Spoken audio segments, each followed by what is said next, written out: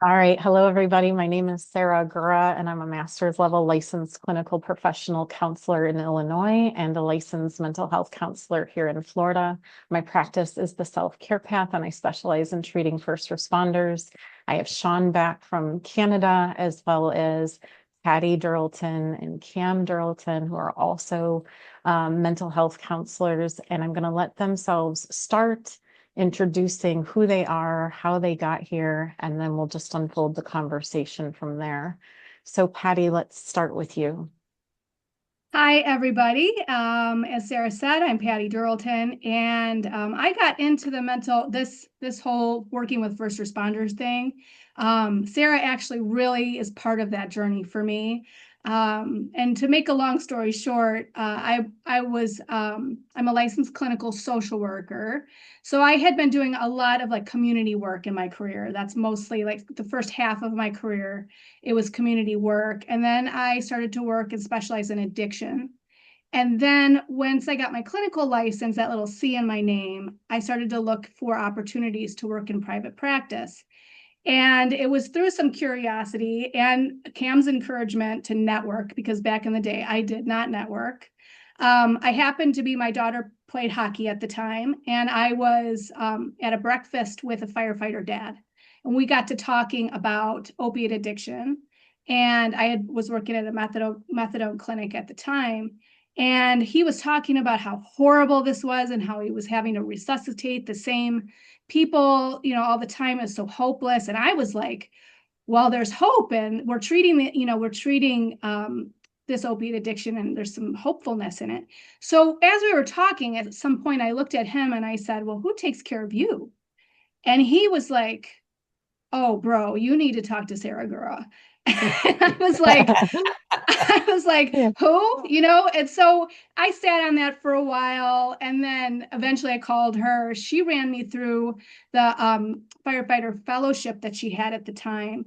And then she ended up hiring me into her practice and teaching me all the ropes. Worked very, very heavily with first responders at that time, mostly firefighters and their families, wives. And in that time, I also got trained in EMDR. And so that was kind of like my step into the clinical world and therapy, one-on-one therapy. And then I worked with Sarah for about 3 years, and then moved into my own practice, where I now have 2 locations and 8 therapists and a psychiatric nurse practitioner. And all of them are EMDR trained and on their way to being certified. And Kam is one of them. So I think, if I can, maybe I'll just pass it over to Kam and he can kind of introduce kind of how he came into this. Sure. Absolutely. Go ahead. Thanks, Patty. Yeah, so I'm Cam. Um, my line, I'm not in social work. I'm in professional counseling instead. And this is a second career for me. So I'm definitely newer than the two of you. Um, Mine started out actually early on in COVID. So my previous line of work was in like structural engineering, construction, that sort of thing. So I have an automatic kind of connection with some of the bigger alpha males. I relate to them. Um, but I started off just doing billing and answering the phone and getting people set up with their very first appointment. And it was amazing to hear the tone of voice change from that fear of making that first call and that hopelessness to getting that first appointment scheduled. You can hear their tone of voice just change.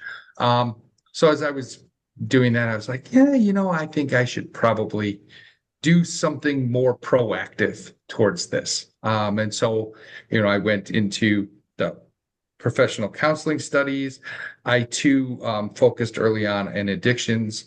I've done some work at Gateway Foundation, which is big nationwide. They treat everybody. And then I followed suit with the First Responder Fellowship. I think similar to what Patty did with you, I did it under her. And just getting to see what the day to day is like for the first responders was very eye opening. Right. And then knowing how that could apply to the studies I did, plus the EMDR trainings, and how it's not only about that one singular incident that may have happened on shift. It's about all the things that have happened before. And then how those things affected that incident, right? Absolutely. Yeah. And so yeah, thank you for having me. I love the story of, the fellowship kind of going through, because it is about classroom work. It's about clinical work. It's about doing those ride-alongs. It's paying attention to the whole person, their whole story. And like you said, it's not just that one incident, which, maybe Shaun, you could speak a little bit about what you've witnessed gets people to that point of calling one of us. Well, we are an interesting group, that's for sure. Yeah, I've been on the road for 15 years as a paramedic here in Ontario, Canada. And so you could probably imagine what I've had to see and do over those 15 years. So hearing you talk about the cumulative effect, Kam, is absolutely 100% true.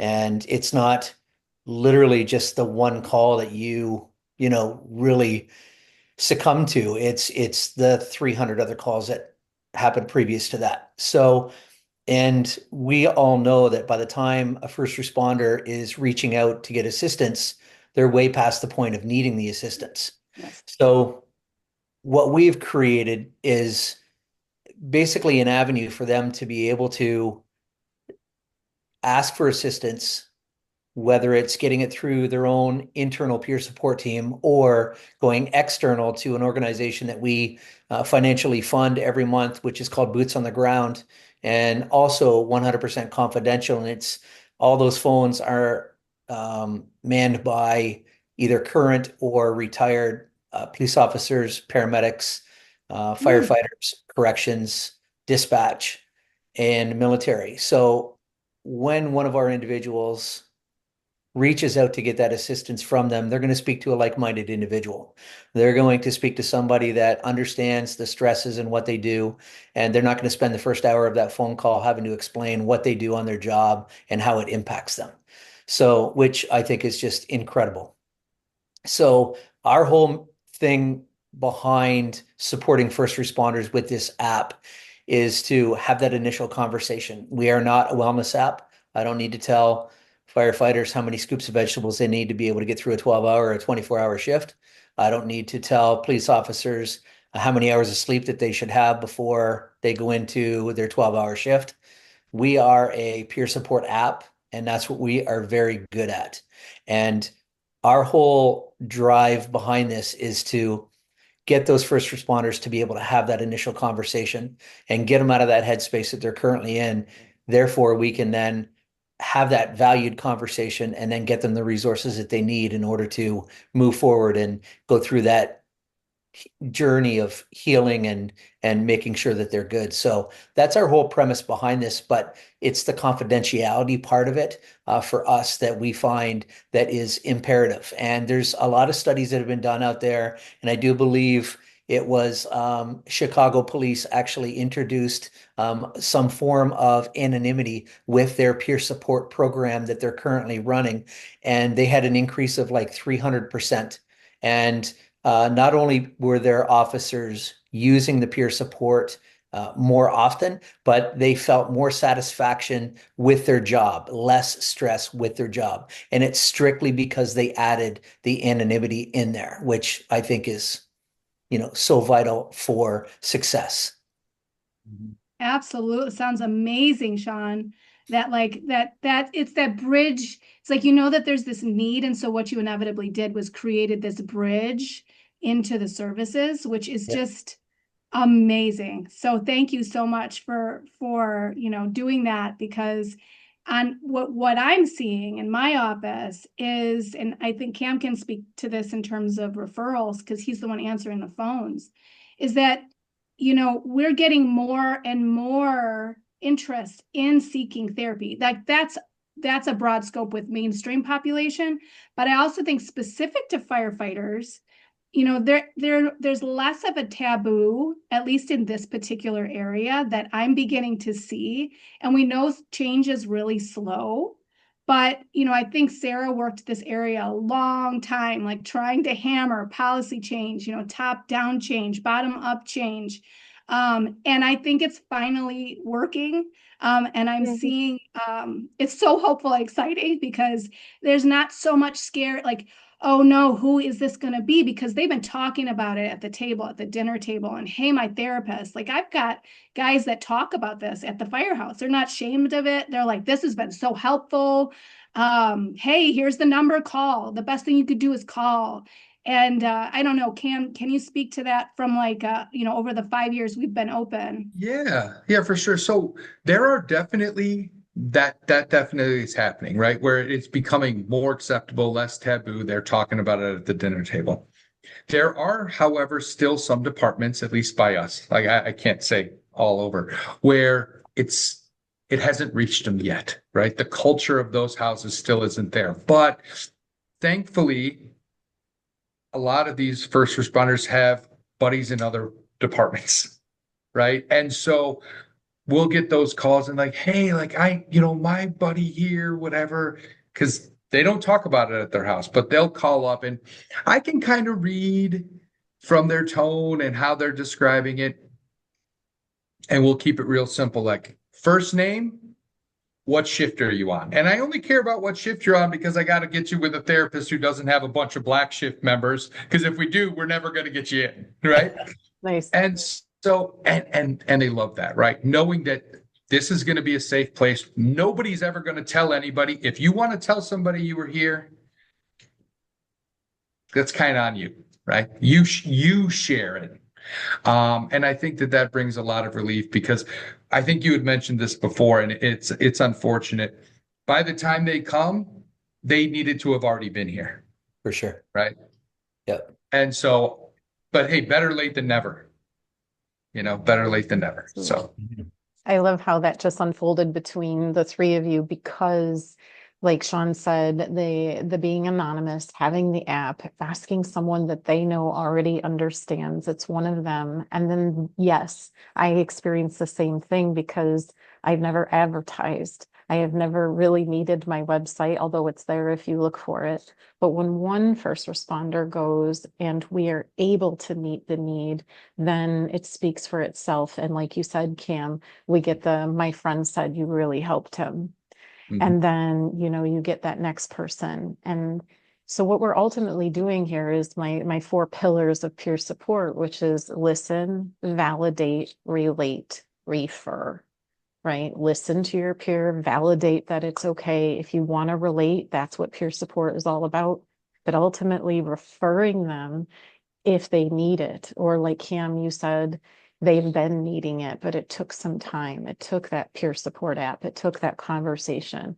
It took maybe their buddy going into therapy and actually getting the help that they needed. And yes, we expand and we take the stigma away from asking for help. But as I say that, Shaun, what are you thinking?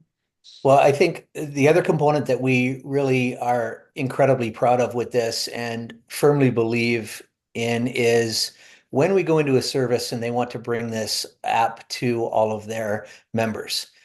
We strongly suggest to them and we ask these questions. And it's like, how do you communicate with the support system that each of your officers or each of your firefighters or each of your paramedics has at home? And because we also understand that I'm blessed with a great support staff at home. My wife is fantastic. She'll listen when I want to talk. She also leaves me alone and doesn't push me when I don't want to talk. But not everybody has that. So we encourage the services to give out the generic community code that we give to all of the members of that service and provide that to the families as well, so that those families have that assistance when they need it. Because I know that 15 years on this job, I can bring 15 years of this job home with me sometimes. And they need to be able to have an avenue to get that assistance as well. And on the other side of things, I can work this job for 35 years and then leave this job, but this job doesn't leave me after 35 years.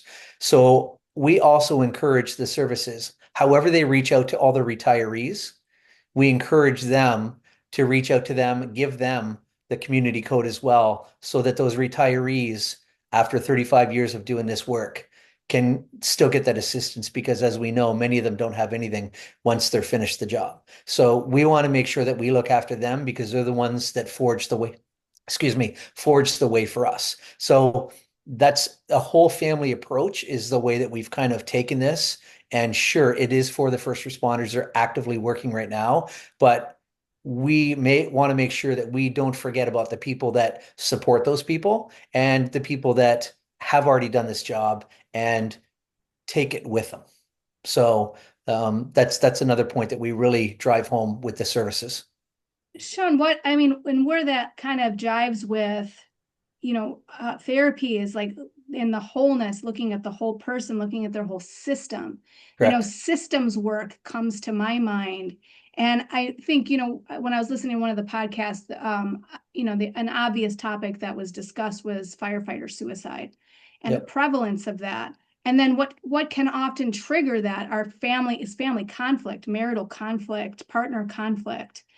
And, I think you having that app be available to not just the first responder themselves, but also the family, I think it begins to me, it's evidence to support that we're beginning to see that the issues are possibly not just work related, but the ancillary effects that happen as a result of that type of job, that shift work.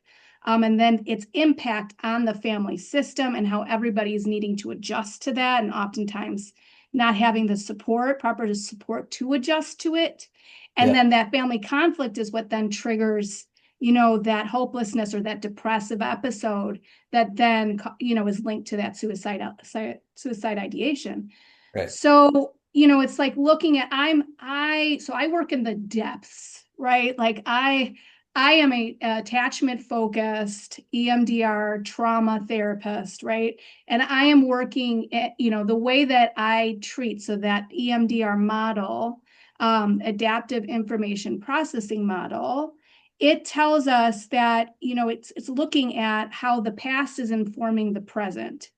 And, when I'm working it from this model, I'm finding the root reason why someone is perceiving themselves this way when it comes to this bad call or this argument with my wife. And the biggest thing that I see is in EMDR, there's 4 categories of negative cognition or beliefs about self that can get triggered for all of us, right? The single most common one I see specific to firefighters, first responders, is it's about, I didn't do enough. I am defective somehow. I'm bad somehow. My wife's upset, so therefore I'm messing this up, And then when I trace that back to where did the body learn that? How did you learn to perceive yourself this way? We land in childhood every freaking time. Yes, And yes, we do. what's so exciting about this, now this is scary, okay? So I'm on the other end of the couch, so this is super exciting for me, because when you heal the original place where you learn that you're defective somehow, the way you perceive yourself when you make a mistake on a call shifts. It's a trait change forevermore. And so when we're talking about suicide and what we need to do about it, to me, my answer, because I've seen it, is to go after the root reason why someone's perceiving themselves in a way that's linked to the reason why they're depressed. So to me, there's a lot of hope there. But for me to speak like that, I could imagine it might incite some fear, because it's like, I don't want to go back to my childhood. I don't want to talk about my mom or dad, or everything was fine back there, Patty. I want to focus on my wife, who's really got some problems. Yeah. And Patty, it's funny that you said that, because a lot of times those original phone calls are not call related. They are, the first responder is calling because of some other presentation in their life, right? Like, my home life is awful.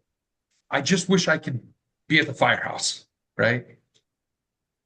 But the connection between all the other, the connection between those 2 days and the one day on and the 2 days after and the next day on could very well be that those difficulties, and it's not because you're bringing it home, it's just because the impact those things are having. And then it becomes this loop, right? Then home is bad, then home is bad. You show up to work. Now work is bad, then work was bad. So you take it back home, and it's all that perception of self, And which do to you think, Patty's point, you know, maybe and showed up when you were 6.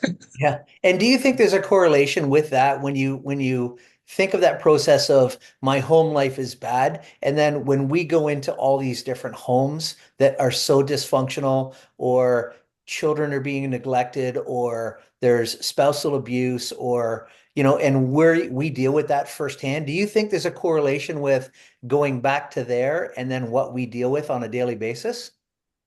Oh, Oh, absolutely. totally. Hmm. Totally. So that's the coolest thing about EMDR is that you're asking this thing that's upsetting you, right? We're identifying, okay, what's when your wife acts like this, is nagging you when you get home, you're exhausted, you haven't showered, you haven't, barely even, can't even keep your eyes open. And you've got a family of 3 kids all under the age of 5, and wife's exhausted too. So she comes home and he comes home, and then she's like, here you go. Here's all the kids. I need to go take a nap. And so it's like, instead of focusing in on this behavior, I'm simply going, well, when your wife does that, what's that mean about you? What's a negative What does belief that about say about yourself? you? Yeah. And then what it is I don't matter. I'm just the moneymaker around here. I don't matter to anybody. Right. And now that's what our treatment becomes about, because it's that belief that that person's carrying around that causes the mood issue, the apathy, all of that depression, right? Or conversely, Drinking. yes, right? Like all the symptoms that we see. So in our practice and having EMDR under our belt, we can go to those deeper depths and be able to understand what's really driving the symptomology, and then heal it so that we don't have the symptomology anymore. So Absolutely. yes, I absolutely love that connect. language. Yeah. And the way that we will say it, and I'm kind of repeat Patty a little bit, is that any present day thing that has triggered you at work or at home has an old point of disturbance. And when we can find that old point of disturbance, Shaun, we find the original thing. And when we float back in time, we can find the original and maybe another incident that reinforced that, and another incident that reinforced that. So we're looking at a neural network of memories. And maybe a quick example of that would be if you went on a hanging yesterday that really bothered you, but we find out that another suicide previous to that also bothered you. And then we look a little deeper and your uncle committed suicide when you were a kid. Now I have 3 different incidents that piled up on you. And then we can take a look. What is that negative cognition that runs through this thread that has become so heavy? And then we can also explain, Shaun, why it was okay the first time it didn't seem that bad. The second time it wasn't that bad. But now the third time, and I'm near a divorce, I'm drinking too much, and I'm begging not to be on a shift where there's another suicide. So the connection and understanding that over time it can get heavier if we don't treat it. When we finally put those pieces together, I think most clients, and I'm curious what Patty and Kam think, they go, oh, that makes sense. I'm human. I'm not bad. What do you two think? Yeah. I mean, the way I always find it with individuals is that like these are bad things that are happening, right? That they're witnessing, that they're seeing, that they're having to treat. There's nothing you can do about that. But when the reaction, when everybody has calmed back down, is so overweighted, that's when you know, right? And when you go back, in most cases, like you were just describing, it was, I couldn't help my brother, I couldn't help my father, I couldn't help my uncle, or you know, sometimes it's disrespect or fear, or like when Patty was talking about with the like if the spouse isn't supportive when they come home. I'm inadequate. All these things. Like we talked about, it usually is from sometime when they were a kid. And that negative perception, negative cognition of themselves has been carried through space and time. And the incident that happened today, although it was bad, I should not be having this reaction to it. But the reaction that I'm having is the compounded effect of me carrying this cognition of myself through time. I love how you put that. Were you going to add something, Patty? I think I just wanted to add that then what we do with that touchstone memory, that original memory of, like in Sarah's example of that suicide, and that suicide compounding effect. And we go back to that uncle committing suicide. And then what we do is, we will then do bilateral or, phases 3 and 4. EMDR is 8 phases. We do phases 3 and 4 to drain the pain from that memory and get a cognitive shift. So if what was most disturbing about uncle, finding uncle, who committed suicide, then the negative belief would be, I didn't do enough. I should have helped him. I should have known, right? And when we get the cognitive shift to, obviously I'm 8, how should you have known that your uncle was going to commit suicide, right? That's not adaptive. And as soon as that adaptive material gets added to that memory, that's how we get the trait shift, the cognitive shift, which now is like, oh, I did all I could. I was 8. And now the pain gets drained off that. Anything that was in that memory, the body's holding those memories, right? Holding the pain of those prior memories, having to do with the disturbance today. And as we heal that, drain the pain from that, get the cognitive shift from that memory, the present shifts too. Yes. And now we don't have that compounded effect anymore. There's a way to change it, which is why I'm so excited, right? Because we don't have to walk around with that. It's like it used to be thought in the medical community that once you had PTSD, you're screwed and you basically just have to mitigate symptoms with medication in order to live out the rest of your life.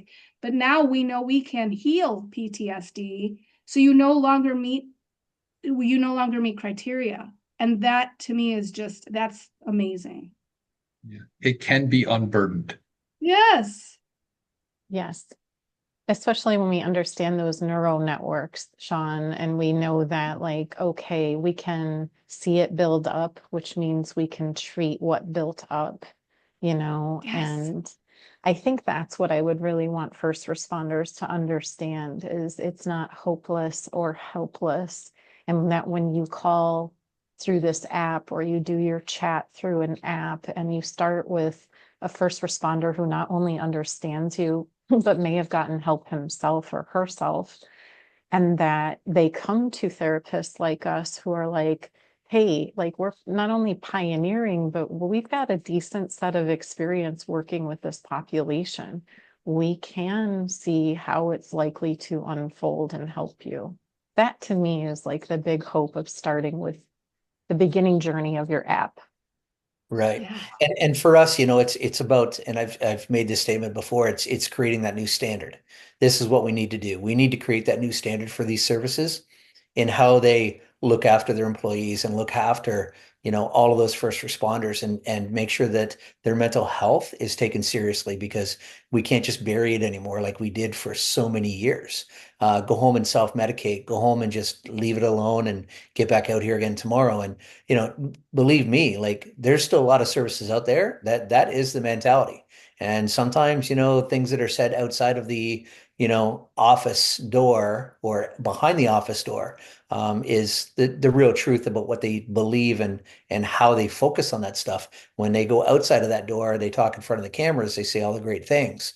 But when it comes to actually, being, showing proof in the pudding there, it's, they need to come up with something. They need to do something for all of their members instead of just going, you know what, maybe next year. It's not a financial line in our budget, so maybe we'll look at it next year. It's now. You need to do it now. And Right. I think offering it to you were talking about offering that up to to the retirees as well, right? To Sarah and Patty's point, it is the accumulation of years of not only childhood, but years of service. And you have that retiree that is still waking up at 3 a.m. and going to bed at 3 a.m. and waking up at 5 a.m. And this is all because of that accumulated effect. Those memory networks are still so active, and that perception of self and cognition of self was never healed. So allowing those members to enjoy their retirement, right? They've earned it, like you've earned it. Yeah. Go and enjoy it. Yeah. You should sleep more than 2 hours a day, and you don't need to do this. Like, it doesn't have to be that way. It doesn't. And, we noticed this mostly shortly after 9/11. I always like to mention it took us that long to say, you know what, we need 16 life safety initiatives in the United States. And number 13 was first responders and their family members must have access to counseling and psychological support services. And here we are in 2025, still trying to reach patches of Canada and the United States and around the globe, really, and say, like, all you have to do is ask for this help. Like, we are here and we understand a whole lot, and whether you go right to a counselor or you use this, program that Shaun has created, who cares how you start? Just get there. Yeah. Go ahead, Shaun. Yeah. And again, it's that whole creating that new standard and making sure that, this is available for, all of your paramedics, all of your firefighters, all your police officers. There's no stigma attached to it. You can do this in the safety of your own home, on your couch. You can pull up the app. And there's no identifiable markers that show that it's you that's in there looking for assistance. Nothing identifies you because your entire service is going to be given one community code in order for you to access the app. And again, like you said, Cam, sometimes in some of those chats, organically, I will maybe self-identify, but that's just me being comfortable and me being okay with that. But even with that, another, security feature that we've added in is after assistance is done with that member, once they've even self-identified in that chat with their internal peer support team member, once that assistance is no longer needed and that chat is deleted, nothing is saved. Everything is gone. So especially in the policing world where it's very litigious and anything that an officer, has touched, anybody that they've spoken to can be subpoenaed and that information can be used against them. There's nothing there in our app that will remain in order to identify that officer, even if that officer has self-identified during those conversations. It's gone. It's completely gone. There's nothing kept. The only thing that we keep is we have, say, a 4 or 5 option drop-down menu at the very beginning of the app when you log into it. And it helps us to categorize the reason why you're looking for assistance. So it could be a fatality call. It could be personal relationship. It could be alcohol addiction. So once you do that and you hit that drop-down menu and you categorize it, the only other thing that we keep is the fact that you're in there looking for help. So those numbers of those clicks that I came in, I asked for assistance, whether it was through our internal peer support or external going to boots on the ground, and we categorize it. So this is very, very important on the back end for our admin teams that work with the peer support groups, whether it's the wellness division of that service or the peer support admins, and they can literally see those live trends as they're happening. They can do a deep dive in these numbers every quarter and go, why do we have a huge increase in assistance calls for alcohol addiction? This is disturbing.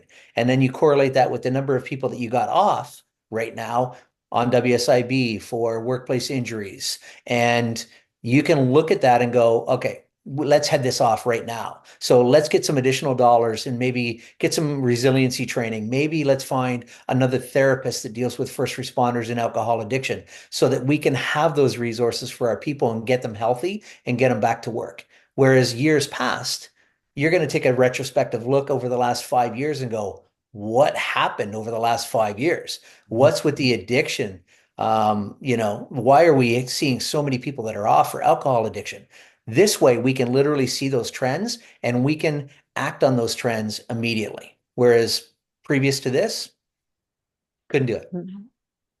That makes me actually want maybe Patty and Kam, and I'll jump in to explain privacy and confidentiality with us, because we are getting so much better. There's a peer support law in Illinois, for example, that is private and confidential. We have House Bill 421 in Florida that says peer support interactions are private and confidential.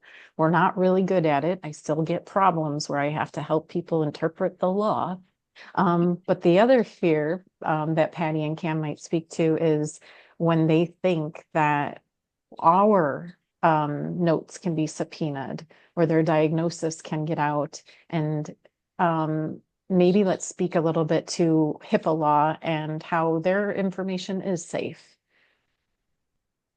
Go ahead, Patty. Well, I will just say that, and Kam, you might be more up on this because you were fresh out of school, but like the CR 42, the law, the federal law for addiction. So if you go into treatment for addiction, you have an extra layer of protection on you, and you're protected that way because of that exact reason, access to care, and we don't want people to not reach out for services because of that fear of confidentiality. So that is that the right CR 42? Am I saying that right? Yes, shaking your head. Yes. Okay. Yes. Yeah. And I mean, yes, HIPAA is absolutely, it's written in such a way where those records, we're doing everything we can to protect those health records. We will fight, even in death, we will fight. I have a situation going on right now where someone's trying to get a hold of the records that they have no business being part of these records. So I've hired an attorney, and even in death, those laws still absolutely apply. And over basically my dead body, am I going to allow the person that's wanting these records to have these records? And I'm a fierce fighter for being able to uphold those HIPAA laws. Would it be easier for me to release those records and not pay an outside attorney to help me protect these records? Sure, but I'm not going to do that. So, we go above and beyond. And Sarah, I know I've witnessed you go way above and beyond. Here's the law, and then making sure that that law gets implemented properly.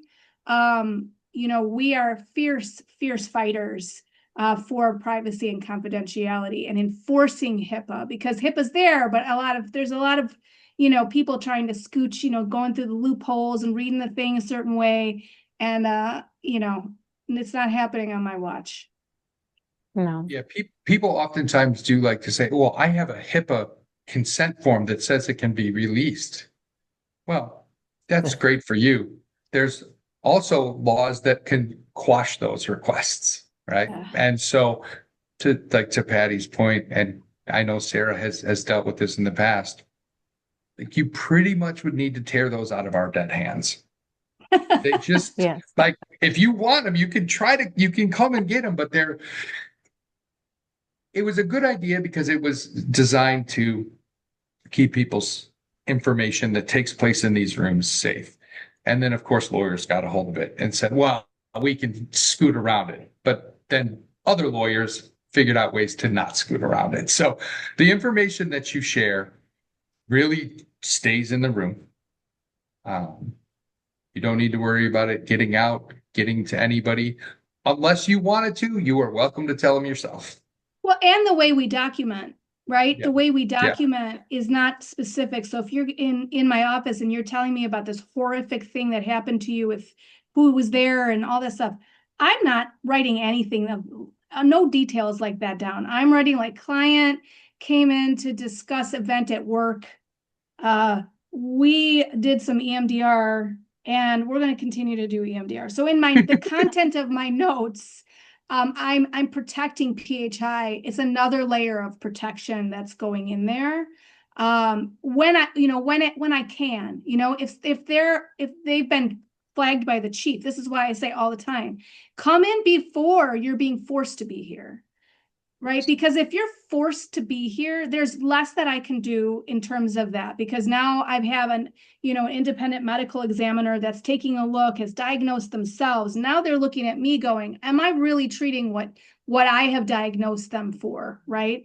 And now I'm a little bit more stuck. Then if you can get in here, if you're starting to struggle and you get in here beforehand, nobody has to be none the wiser, right? That's the best course of action. But I love why that one. is the Okay. chief sending them in there to you? Because I find here in Canada, and I can't speak to the United States, but chief is not going to step in and go, hey, by the way, you need to go get a therapist. That's, oh no, that's basically on us to be able to determine whether we need a therapist or not. Now, having said that, if I'm off for a specific reason and it's labeled, a mental health work injury, then sure, I'm going to obviously have to go through those, different steps and see a therapist in order for me to get back to work and That's get what I'm cleared. talking about. But Yes. other than that, there's no chief out there in any service that is going to go, hey, I noticed you've been, not yourself over the last No, weeks at the base here, maybe you should go see a therapist. Never gonna happen. that would be benevolent and awesome. I'm talking about the times where you're showing up drunk to work and now your chief has no choice but to deal with that Sure. issue because it's a safety issue. Sure. So, right, like those are the times where it's like I'm being called to go, I don't know what to do. And sometimes the chiefs do it sort of off the record and they're like, here, I know that they'll get help if you come here, if I send them here. Yeah. But those are the good ones, right? And then there's the Yeah. chiefs that are like so scared about what could happen that they overreact and those are nightmare situations. So Yeah. I mean, I think those are the instances when the chief does have to get involved because of a concerning behavior that's showing the mental health issue isn't being attended to. So now it's beginning to impede functionality at work. Sure. That now the chief has no choice but to be involved. We don't want that. We want you to get in here on your own and let's do some work so we don't end up there. Sure. And I think I will say that oh, go ahead, Kam. some of the work that Sarah had done and that Patty continues to do here, we are pretty lucky in our area where there are some departments where there are chiefs and even some VCs, and they can see what's going on with their guys. And before it ever gets to any of the stuff that they were talking about, they're like, hey, you know what? It's going to be all right. Go check this person out or check this person out, call this practice or whatever. And they know, like, it doesn't make you a weak person. It allows you to do your job better and live a happier life and be stronger. Some of the Right? good ones. They're Yeah. they're starting to understand that because of the work that these two have done Right. around here. And I Yeah. find that out of all the different emergency services, I find that fire is probably the most progressive when it comes to like in me going out and talking to a bunch of different services to try to get them to use the app and endorse the app. I find that I find that paramedics and corrections are probably the worst. Mm. I would find that fire usually has the most amount of resources for their members. So, for instance, a local fire department here, where there's, a city of 500,000 people, it's a fairly substantial fire department. And I do believe when speaking with them, they have 11 different therapists that are on their speed dial for all of their members. And, dealing with various specialties, whether it's pediatric stuff, whether it's fatalities, whether it's alcohol addiction, and also having that first responder portion to it as well. But I find that fire is probably the most proactive when it comes to any of the first responder services. I think I feel that I've witnessed the same thing or think that I've witnessed the same thing, but I also want to jump in at this point and add a little bit more about privacy and confidentiality because our conversations can be so scary to this population. And, first let's, again, emphasize that different states have different laws about privacy and confidentiality with peer support, but HIPAA law across the United States, and I believe even with Canada, is well set. Private information is confidential when it's private healthcare information. And when it comes to mental health, it is private healthcare information. And if you are at a first responder department that makes you sign a waiver of some kind, and it's not a release of information, it's like a waiver. They'll call it a release of information. I want you to know that that is not legal, you know? So it'll say something like, if you need a mental or physical health treatment for anything that you claim is because of your job, we get access to this.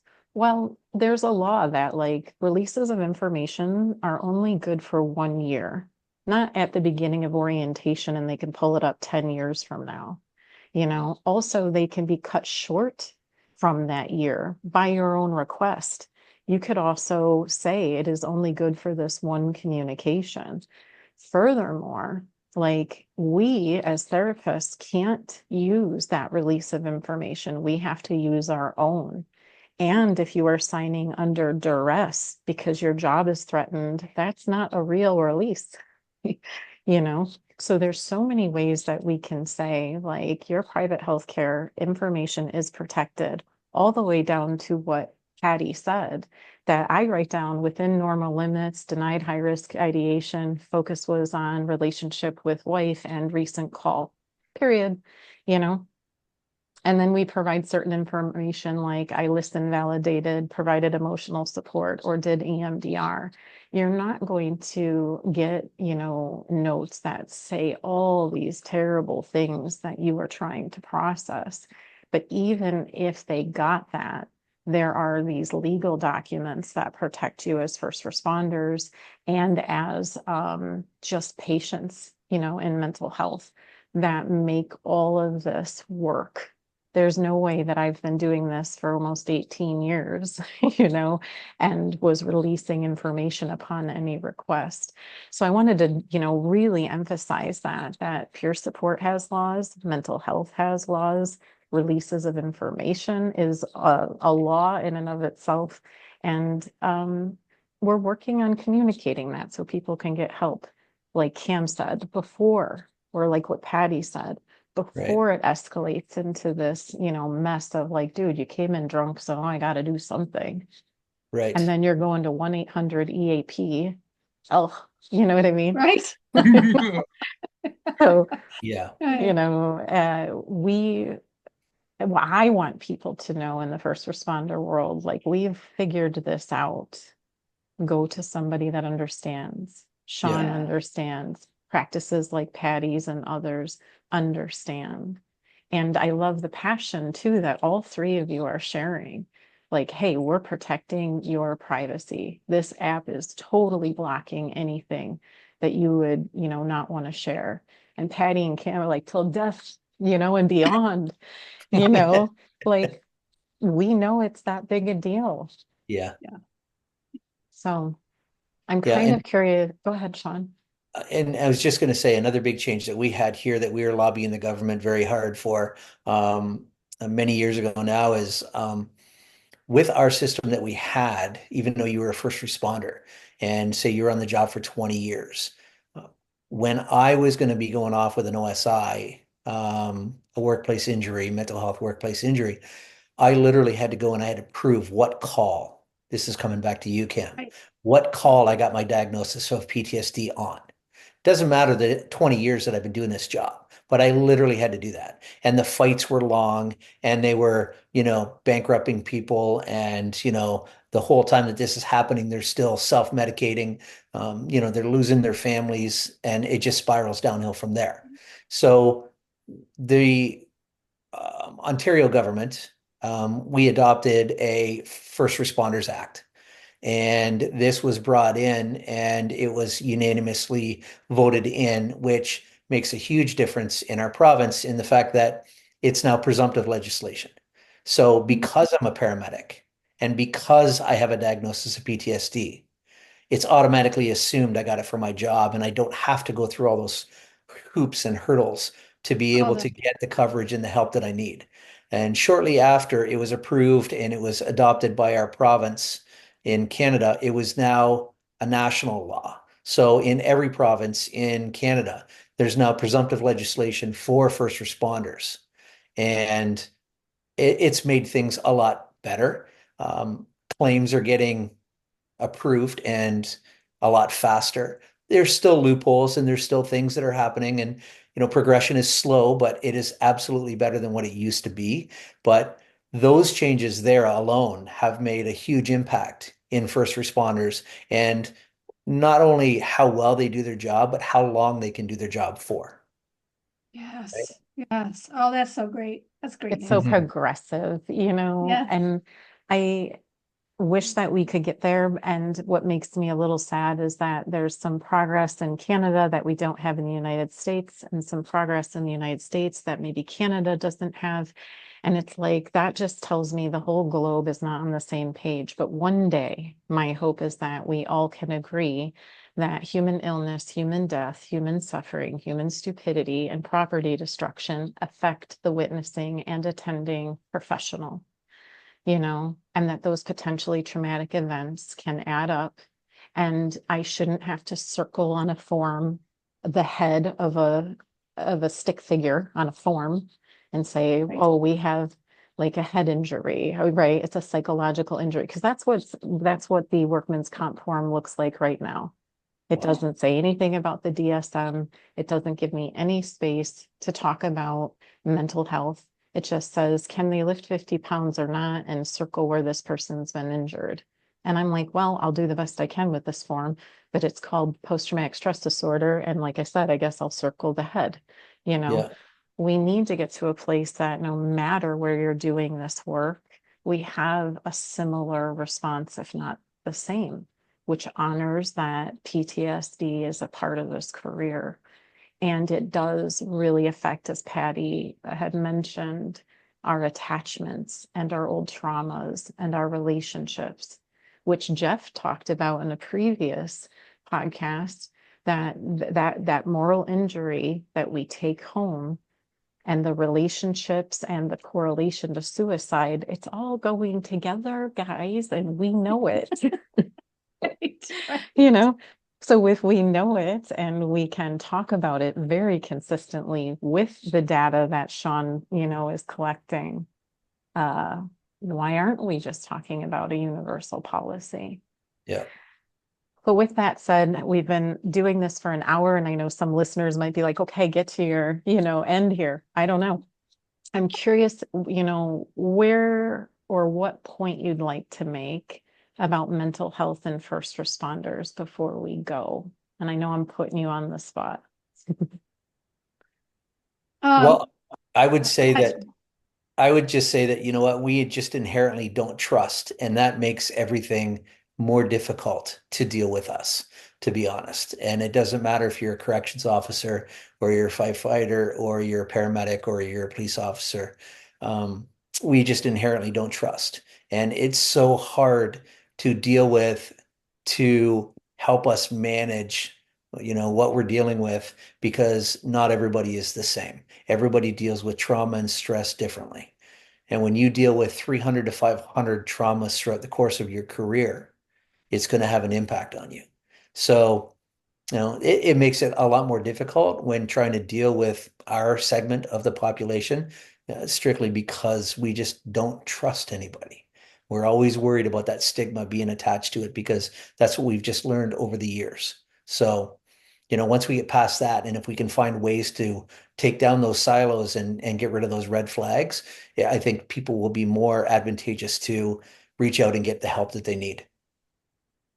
I love that you're making that point, and I think that's exactly what between Patty's practice and mine are doing, along with many other pioneers in the mental health field for first responders. We're trying to build that trust by saying, I have the experience, we're sharing information, and we're learning really quickly, not only about this culture, but about what you need and what is actually working.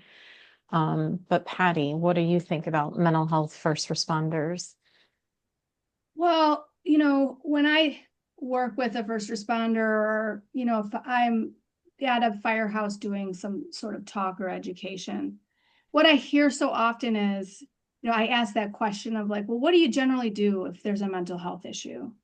And, what's your next steps? And oftentimes I hear, well, or how do you pick up on the fact that there's a mental health issue? And I hear, well, my buddy is watching me and is noticing that maybe I'm off. Or, my lieutenant will let us know if he's looking and seeing something's off. And then I kind of scratch my head and I'm like, why aren't you observing yourself, looking at what might be off? Right. And so I guess my thought to answer that question, Sarah, is be curious about what's going on in yourselves. If you're angry, there's a reason why you're angry. Anger is secondary. There's something you're uncomfortable with, which is why you're spouting off angry, yelling at everybody, right? If you're anxious, be curious about what that's about, right? Look it up, Google it, ChatGPT it, right? Like whatever it is, it's like stepping into a place of curiosity and self-awareness about yourself so that you can essentially save yourselves. That's the title of my presentation when I go to different firehouses, is save yourselves. And getting there, right? We're getting there, because I think on a large scale, first responders ignore themselves and focus on everyone else. That's a pattern that I've seen throughout. So we need to shift that. And it doesn't mean abandon everybody else. It just means help yourself see the connection between you and other people. You'll find purpose there. You'll find connection with yourself. You'll find control inside yourselves. And that's a big, I guess, message or thing that people can take away from today. Of course, that makes me want to respond quickly to say, in the 13 steps of how to make it safe or make it a norm to have mental health and first responders come together, is yes, observe yourself. Unfortunately, I've seen a lot of chiefs say, you need to watch your guys, you need to watch, you need to pay attention. And I'm like, their job is to be, that police officer or that first responder or that dispatcher, firefighter, whichever. And they need to look at themselves. So number one, and make it safe, is I will commit to noticing myself. Yes. Yeah, exactly. Yes. So I love that you said that, because it's the number one. And Kam, I'm curious what you're thinking. What do we need to say about mental health and first responders? Well, I would agree with Shaun, right? That trust issue and knowing that it's safe to do it is probably the number one barrier to treatment, right? But if you're not even willing to trust yourself, think about how well you're going to be able to do your job, right? Every one of the people that does one of these first responders types of jobs, it is a hard, honorable job, and civilian population entrusts you to do the work. But yes, you have to be at your best. And just like you help others, like there are people that can help you with those distresses, because it is a very hard job. And so it's not that you're relying on somebody else. You're relying on yourself, like they said, to identify when you might not be at your best. Because it happens. And what it's like going to the gym. Yeah. Right? It's like going to the gym, like you were talking about, eating well, getting the right amount of sleep before shift. It's all those things. Your head also has to be in the right place to do that work. It's very strenuous work. But I think that we always think that we can do the work, though, Kam. I think that it's, I'll deal with me later because I have a task in front of me right now, and I have to get this person to the hospital. I have to do everything in my scope of practice in order to keep this person alive until we get to the hospital, until we get to definitive care. I think all of those things will always supersede me looking after myself or thinking of myself first, because I think, we are type A personalities. We rush in, we do the things that we need to do, and we can't unsee or we can't undo all of those things that we have to do. But I think that we always think that we can do our job and we can always be there for the people that we serve. I think all of us, I think it's a pretty easy statement to make that, we think of ourselves last all the time. Yes. And that is part of this pattern. So staying curious about that and how it intertwines with symptoms. Yes. Yeah. And Yes. being willing to network, because as Kam was talking, and I'm sorry, I was jumping around or trying to jump in, but when I go to my dentist, I tell my hygienist, Ira, I'm like, dude, we're a team. You know what I mean? When I go to my doctor, I'm like, dude, we're a team. I need help taking care of this body. Okay. When I go to my own counselor, I'm like, what up, girl? Like, you ready? Because I need a team. And so I love what Kam is saying. I got to trust myself to know when to ask for help, or what Patty's saying. I need to know that I got to look inward, because when you have a job like this, when you have a career, a vocation, a calling to do this, then you got to know what support it's going to take. And every career over time has evolved to this smart space. And as trauma workers, as far as on the mental health side, the therapist side, we get that training. Like, hey, you're about to be around depressed people, anxious people, suicidal people, narcissists, borderlines, bipolars. Like, what are you going to do to take care of yourself? Well, I just told you, I got a dentist, I got a doctor, I got a shrink, I got my friends, I have my self-care routine and my own introspection. So I think we're hitting another nail on the head together today by talking about, look, we got peer support. Now we got apps. Now we have counselors that specialize in mental health. Now we have ways of understanding information well enough to start making laws. Like, we've done some good work in the last 20 years, if you ask me, and we are by far better at it than we used to be. And because I always do say, like, I'm sorry if I was your shrink when I was 26, you know, but I've come a long way. And I think you guys would agree, no? Yes, totally. 100%. So one more time, tell everybody who you are, what your practice is, and Shaun, remind everybody where you're from, and then I'll close us out. Go ahead, Patty. Okay, Patty Duralton, from the Chicagoland area. I own one practice in two locations, Lisle and Naperville, and 8 therapists, a psychiatric nurse practitioner, and we all specialize in EMDR. Oh, also we have a podcast. So Kam and I have a podcast. I should plug that, I guess. I'm not used to doing that. But we have a podcast called Insight and Connection. And you can check that out on Spotify. That's the most popular place you can find it. Yeah. Thank you. And Kam? I'm Kam, and I'm with the Center for Insight and Connection with Patty. I'm in the other office, and what'd she say? Yep, same podcast, same channel. And Shaun? Yep, same channel. Yeah, Shaun Taylor, and I'm a paramedic in Ontario, Canada, and one of the co-founders of a charitable organization named I've Got Your Back 911, and we raise money and donate to different organizations that directly help first responders with their mental health. So we've been advocating for first responders for this is our 11th year now, and this is what we do. That's my second full-time job. Love it. And I'm Sarah Gura from the Self-Care Path. Thank you, everybody, for listening.